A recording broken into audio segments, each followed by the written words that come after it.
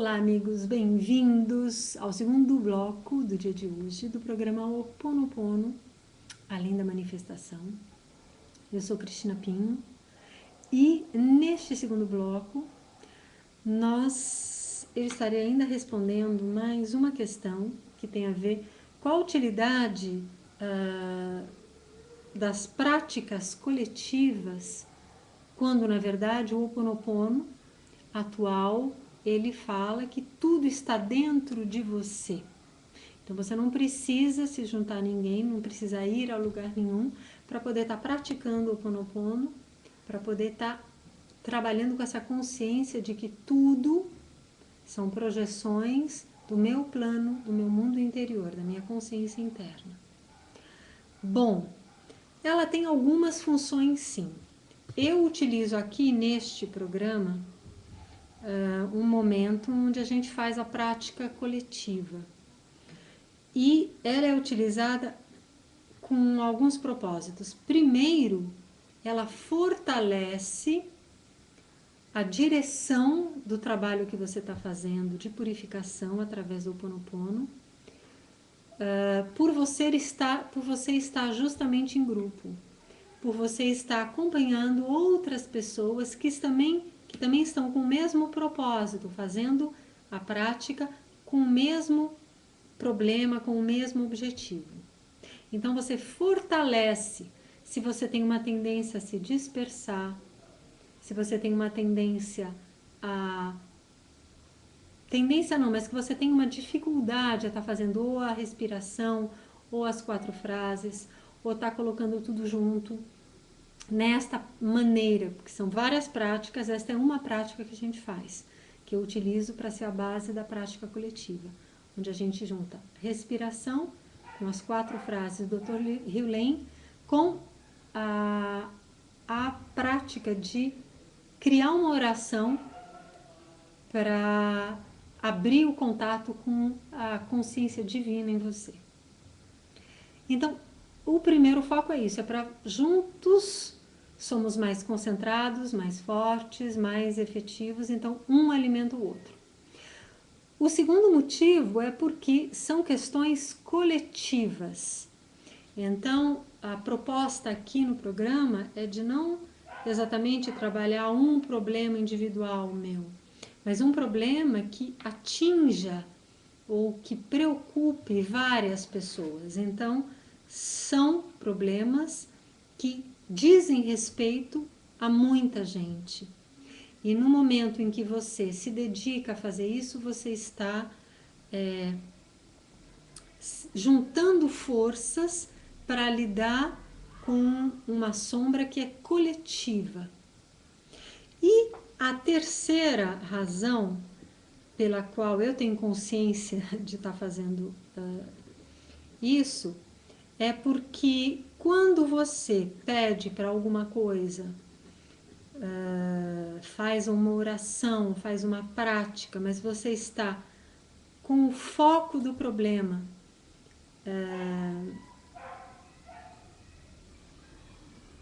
com um problema que não é somente seu ou que não é exatamente seu, que não lhe diz respeito diretamente, ou seja, quando você está fazendo uma prática em que você beneficia especialmente outros, você tem a chance de ter esse seu pedido atendido com mais rapidez ou que ele chegue com mais força, com mais tenacidade aonde ele precisa chegar. Porque, na verdade, quando você pede para o outro, quando você faz um pedido altruísta, ele tem mais força, ele tem mais valor, ele tem mais reconhecimento. Então, pelo menos por essas 3 razões, vale a pena a gente fazer uma prática coletiva. E a gente vai fazer uma já já. Eu só queria falar de outra questão que foi, eu tenho postado no meu blog tanto a agenda dos workshops e cursos e palestras do Ho'oponopono, quanto outras informações ligadas tanto ao trabalho da luz essencial, das terapias, quanto de despertar para a ascensão a partir de 2012 especialmente, e para o nosso olhar sobre a vida, um olhar que eu chamo de olhar quântico, um olhar mais aprofundado. E eu postei recentemente um vídeo que chegou a mim, que eu achei muito interessante, que é o Thrive, prosperar em português, e que é um vídeo de 2 horas que está no blog. O blog é o Luz Essencial, tudo junto, traço, cristinapinho.blogspot.com. Eu vou ver se eu escrevo aqui para vocês. E neste... Ei, pequenita, ei, pequenito, morenito, menino, menino, menino, menino. Isto, menino manhoso. Luz Essencial, traço, cristinapinho.blogspot.com. É isso mesmo. Então, e este vídeo, o Thrive, quem quiser acessar, o que ele é muito interessante é porque ele faz é um documentário que lida com um assunto muito importante, que é por que a dificuldade de prosperar, ou o que é que organiza a prosperidade no mundo, ou controla a prosperidade no mundo. E ele é muito interessante, mas o mais interessante é porque ele fala não só do ponto de vista material, mas fala do ponto de vista energético, fala do ponto de vista espiritual um pouco, ele fala da possibilidade, quase que realidade real de extraterrestres, na passagem do conhecimento para nós, né? E fala também de como nós termos ações para lidar com isso.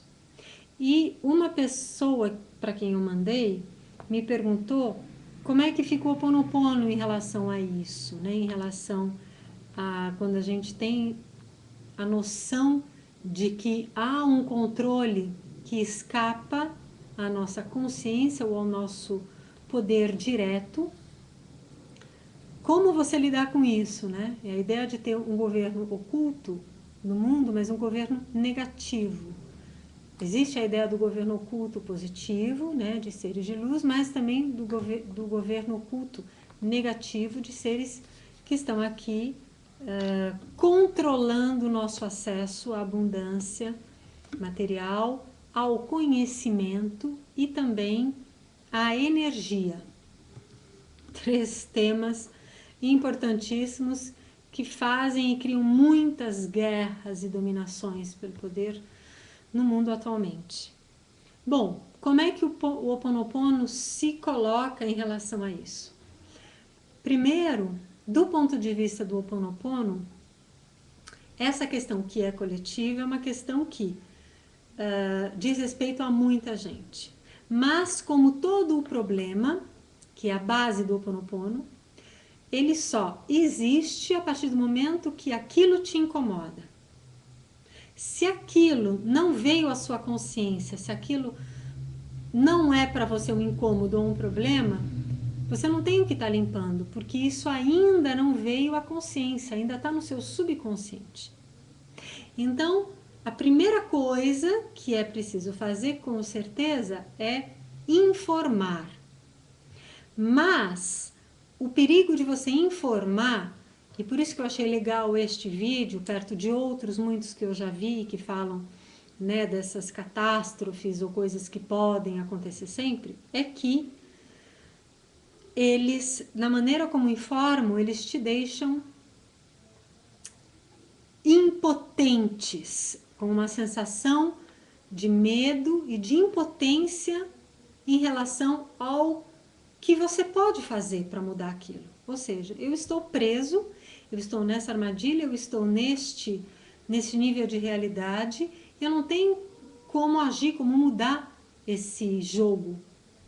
E o Ho Oponopono, justamente, ele lhe diz que tudo o que acontece no mundo, mas não é só o Ho Oponopono, a física quântica fala isso também, que é você quem faz as suas escolhas na sua vida, mesmo que a realidade que você veja seja diferente do que você acha que escolheu. Por quê? Porque você está considerando que as suas escolhas, você está considerando que tudo que você vive e que você escolheu não cobre as tragédias que você vive. Por quê? Porque você escolhe e tem consciência de apenas 5% do que você é. 95% estão no seu inconsciente, tanto luminoso quanto sombrio. E os problemas se manifestam como projeção dessa sombra. É uma outra maneira de falar. E a física, além dela, não só o Ho Oponopono e a física, mas também a psicologia, principalmente a Jungiana fala disso, fala desta projeção não só individual, mas também coletiva. E o Ho Oponopono te diz o quê? Se você acha e vê aquilo como um problema, depois que você informou aquilo, ele te dá maneiras, através das práticas, de assumir, em primeiro lugar, que aquilo é uma projeção, que aquilo teve origem, você não sabe onde, mas que você pode ter, direta ou indiretamente, causado aquela manifestação doente na sua vida. Então, não só na sua vida pessoal, mas coletiva. Então, o que acontece? No momento em que você assume que você tem a responsabilidade, você também tem, junto com ela, práticas que você pode estar usando para justamente agir sobre essa projeção. Você vai trabalhar principalmente em você, mas é no que você projetou que está incomodando. Nesta realidade de acharmos que há um controle, ou no controle que outros podem ter sobre a sua vida, a vida coletiva, sobre o dinheiro, de maneira a controlar ou a limitar o seu acesso à abundância material e universal. Você, através das práticas do Ho Oponopono, tomando a consciência de que aquilo é uma projeção, você vai limpar aquela projeção e a origem dela em você. Feito isso, quanto tempo eu levo? Não sei. Você vai fazer enquanto você perceber aquilo acontecer. E aí é que está o benefício de você fazer isso coletivamente. Não é que o livre-arbítrio é uma falácia. Não. Pelo contrário.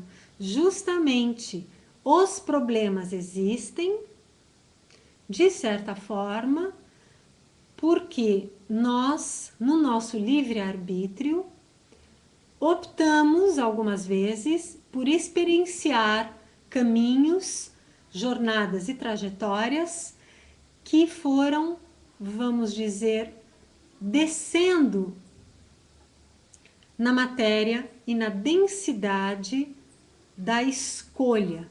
E quanto mais a gente foi assumindo que somos nós que temos o livre-arbítrio e o controle do que nós quisermos fazer, quanto mais a gente foi se identificando com isso, que é uma qualidade do ego, nós fomos esquecendo como que as consequências se dão no mundo. Nós estamos esquecendo esses 95%.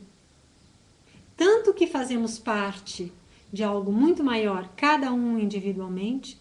Nós somos muito maiores do que nós acreditamos nesse plano material. E por outro lado, nós também esquecemos que a que se faz é que se paga. E que este campo vibracional de um pensamento, uma palavra, um ato, uma realização negativa, ficam podem não ter um retorno direto agora. Você pode fazer alguma coisa ruim e tudo fica bem nos próximos 5 minutos, 5 anos ou 5 décadas. Mas ele existe. E se você não aprender que aquilo machuca outro, além de poder machucar você também, você vai ter que aprender de uma forma em que aquilo você tem que sofrer o ato do que você criou. E isso é o karma. Então, o livre-arbítrio, ele existe sim, e é justamente às custas desta nossa experiência de livre-arbítrio que a gente vive os problemas. Não são só os problemas, a gente vive coisas magníficas. A gente tem a experiência, a possibilidade de vivenciar, vamos dizer, renascimentos, transformações, a volta por cima, recuperações, de coisas maravilhosas. Mas sim, foi o livre-arbítrio que causou. E pode ter sido de uma origem negativa, mas ela está servindo a algum propósito. Vocês, para quem ainda não viu, ou viu, para quem ainda não leu aquele livro A Cabana, ele tem uma cara meio, né, lúgubre, assim, tenebrosa, e muita gente, eu, por exemplo, só o li porque eu tenho um apartamento em outra cidade que eu alugo, e quando eu não estou lá. E, por acaso, eu cheguei lá numa dessas ocasiões e estava esse livro lá. E justamente é um livro que, pelo que eu percebi, ele estava passando de mão em mão.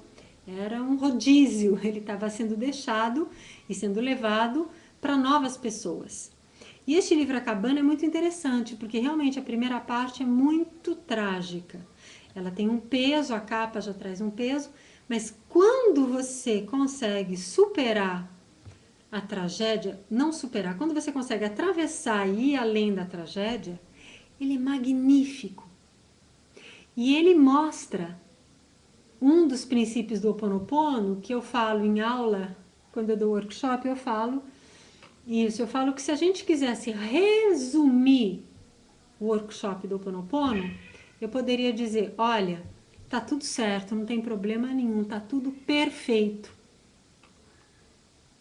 Esse curso, esse workshop é justamente para você perceber, uma das coisas é perceber que você não está de acordo ou não gosta de alguma coisa, então você vai ter que fazer a paz com aquilo. Jung já falava, tudo que você rejeita vai voltar para você na forma de sombra. Então, como é que eu libero isso? Como é que eu, né, resolvo esse contrato que eu acabei de estabelecer no momento que eu rejeitei? Eu vou precisar integrar. É o trabalho de individuação da psicologia junguiana, é isso. Eu tenho que integrar esse conhecimento, eu tenho que integrar essa experiência, eu tenho que integrar essa sombra em mim. Como é que é isso no mundo? É eu olhando o problema e eu reconhecendo nele o que está por trás dele, que é a dor. E esse livro A Cabana, ele fala disso. Ele mostra a dor, e só você indo ultrapassando, olhando essa dor, você vai conseguir perceber que até aquela dor veio com um propósito. É o que eu sempre falo nos meus trabalhos de consultório. Todos os males vêm para bem. Ele não foi feito originalmente. Eu vou fazer um mal para depois virar um bem. Não. Né? Dentro da lógica divina, não é que eu vou fazer todos os males para aí eles virarem bem para as pessoas. Não. Não é maquiavélico assim. Mas significa que toda célula, todo elétron, todo átomo busca a unidade, busca a integração. Então, por mais que você esfacele, por mais que haja dor, que haja a incompreensão, a ferida, ela vai encontrar uma maneira de voltar para a unidade. toda dor vai fazer uma trajetória que vai trazer de volta a beleza da unidade, da integração, da compreensão. E esse livro é um exemplo disso. Ele mostra que a cura desse personagem que ficou parado no tempo, encapsulado nele mesmo 7 anos, por uma dor que ele tanto ficou se culpando e não conseguiu ultrapassar. Aquilo, enquanto ele não conseguiu olhar, encarar e ultrapassar aquilo, através do olhar da unidade, através do olhar do amor que está por trás daquilo, ele sofreu porque ele ficou encapsulado. Então a dor persistiu. Quanto mais você foge de ir além dela, de olhar para ela,